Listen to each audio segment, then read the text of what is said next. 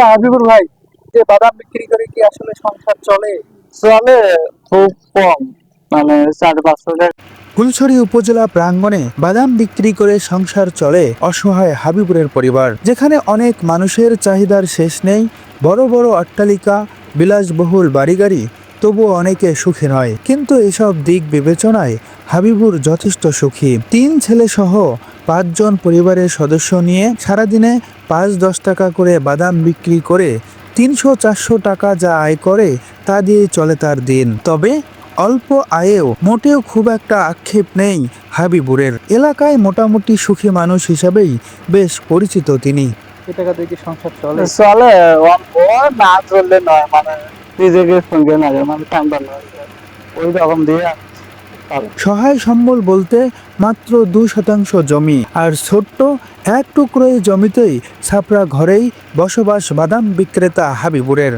বাদাম বিক্রেতা হাবিবুরের বাড়ি ফুলছড়ি উপজেলার উদাখালী ইউনিয়নের দক্ষিণ বুড়াই গ্রামে। সময় তখন বিকেল ঠিক 4টা। এমন সময়ে বাতাসের সাথে ভেসে আসছে হাবিবুরের হাঁকডাক, বাদাম লাগবে ভাই বাদাম, নেন না ভাই বাদাম। তবে সবাই যেন শুনেও শুনছেন না তার কথা।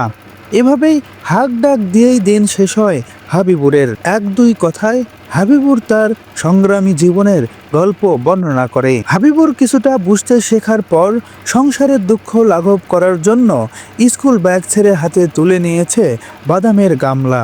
ভাগ্যের নির্মম পরিহাসের কারণে উড়ন্ত বয়সে দুরন্তের সময় থেকেই বনে যায় বাদাম বিক্রেতা।